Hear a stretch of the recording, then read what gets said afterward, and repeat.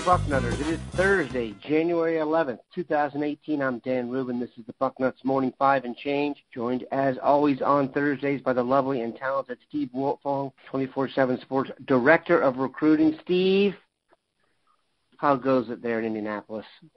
Good morning, Daniel. 54 degrees and wet, but much better than negative 12 and freezing our asses off, which is what it was when I've only been back in town a couple days. I went to the U.S. Army All-America Bowl.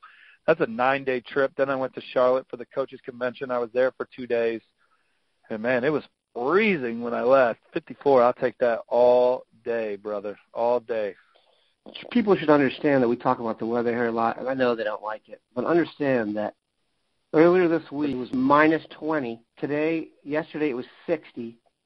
And then we're supposed to get like 6 inches of snow tomorrow. So there's a very good chance the world's about to rotate off its axis. Grown-ups talk about the weather. It's what we do. We're boring. We also talk about recruiting. Thankfully, we are limited here. It's actually been a really, really interesting last couple of weeks for the Buckeyes. So we all know about the early signing period came and went.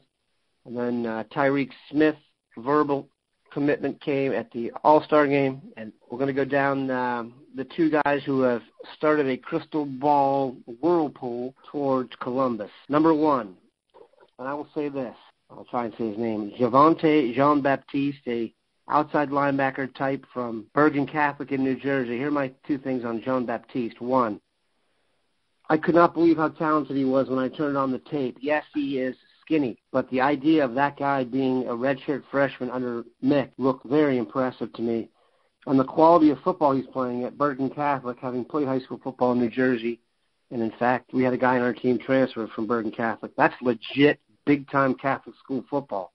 Your thoughts on Javontae Jean-Baptiste and how kind of the Buckeyes came onto him and where you think he'll end up? Well, I just know that he was at the top of the board for some other schools. You know, Bud Foster at Virginia Tech, he was an A-list, coveted, top-of-the-board name that they wanted. So some of the most respected names in college football want him. And when you start talking about Tyler Friday trending to Ohio State, the Buckeyes are still going to make room for Javontae Jean-Baptiste, who sounds like he's going to go out and win a Formula One championship when he's done playing his college football. I think he's going to go to Ohio State. I talked to some sources. I wrote a big story on Nebraska yesterday and dug around the Huskers. Virginia Tech, this young man almost signed with Virginia Tech in the early signing period, but I think the Big Ten stage is very exciting to him, and the offer from Nebraska was a game changer, but then the offer from Ohio State is the one. So I expect him to go to Ohio State based on everything I'm hearing from sources that have nothing to do with Ohio State. They tend to think it's going to be Ohio State. So, and then Greg Schiano obviously has all the Jersey connections and knows those high school coaches, and so that's how it came to be. And Greg Schiano, very respected pretty much everywhere in the country, but one place that, anyway, I digress. He goes out there and gets himself a Formula One racer who can rush the quarterback. Yeah, I mean, I realize when we add a late recruit and sound really excited about it, or drop a late recruit and act like we knew it was happening the whole time. See Carmen Jackson. Well, some schools add a late recruit, and it's a kid that was committed to a MAC school. Ohio State, they go add a late recruit as a guy who's at the top of the board for teams still competing for Power 5 conference championships. Yeah, I was just saying, I think people should be legitimately excited about this guy. Now, I don't think he's going to come in and play. He's 6'5", 207. Yeah, but he's 6'5", 215 pounds. He's not going to be big enough to play in the Big Ten now. But the idea of him and Mick Marotti spending quality time together, I think this is going to turn out to be a fantastic pickup should he make the right decision. You mentioned Tyler Friday. This has been an interesting recruitment. It hasn't been, bubbled up towards the top. Maybe he wasn't as well-known a name as some of the other defensive ends they were going after. But talk a little bit about Friday and why you think he's going to Ohio State. But also, he's listed as a defensive tackle. And I think most people think he's here to play defensive end. What's your vibe on what position he'll play should he come to Columbus? And hell, he could grow into an offensive guard. He's a young man that he just plays the game right. He plays really hard, lunch pail kid. He's a guy that whether it's tackle and or on the offensive line, the way he plays the game, he's going to be a really good player. And I think it's going to be at Ohio State for a long time. I thought it was going to be at Michigan. We always acknowledged that Ohio State was in the top two, but the Buckeyes down the stretch have pulled away, it looks. And when he makes his college decision later this week, it sounds like it's going to be good news for the Scarlet and Gray. Do we know what changed it down the stretch and why Michigan kind of fell off? I know he also had an Alabama offer.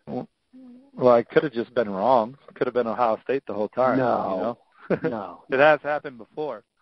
But I know that when he visited Michigan for the Ohio State game, it was a really good visit. Michigan recruited him as hard as anyone consistently throughout the process.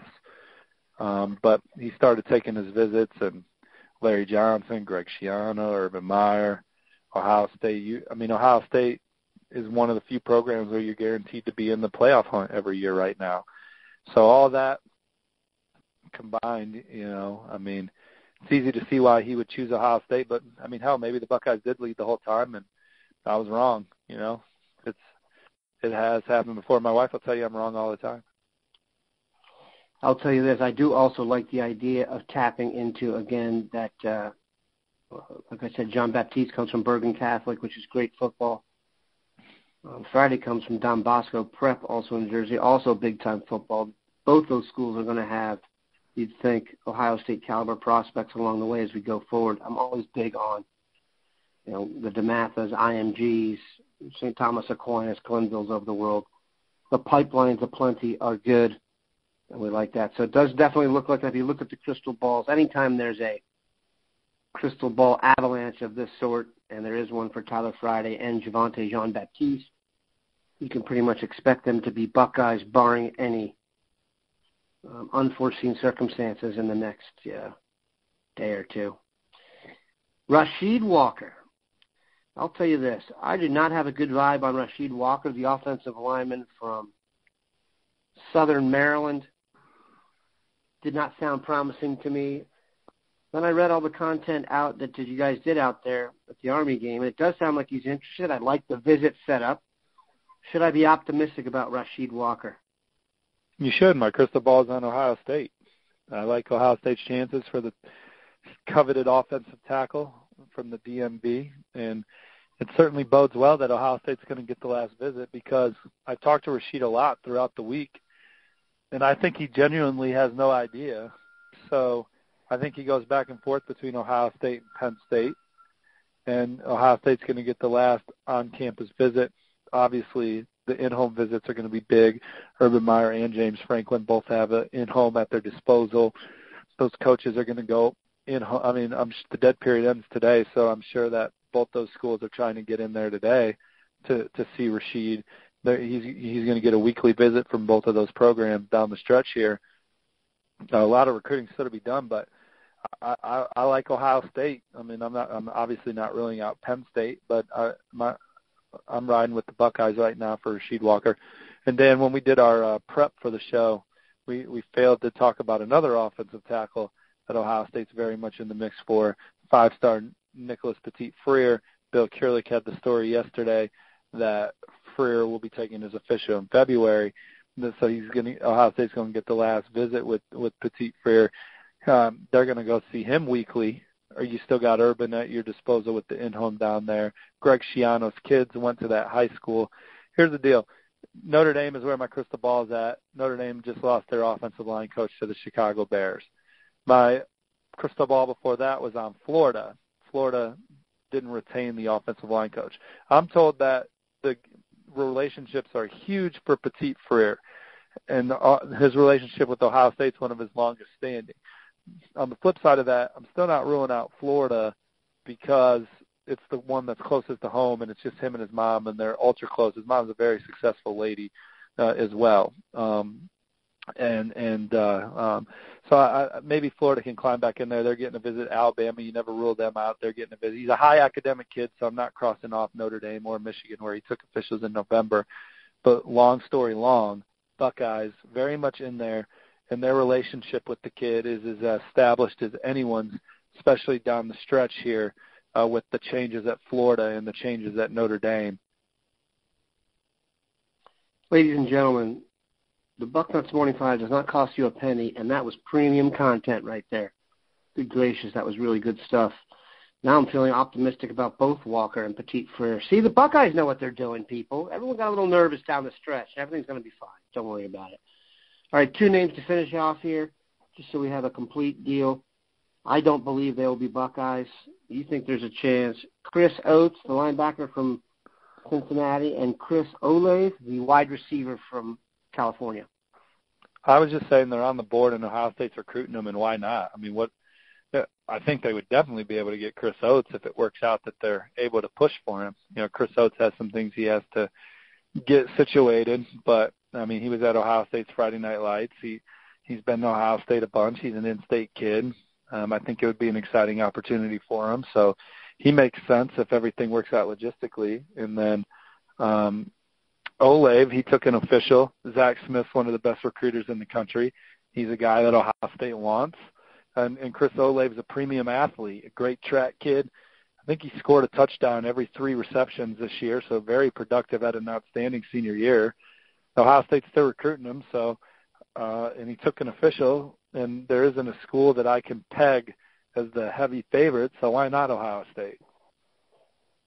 I like the way you think, Steve. That was one heck of a performance from Steve Wiltfong. I learned a lot. I hope you did too. Keep it locked in here to Bucknuts today, people. Have a good one, Bucknutters.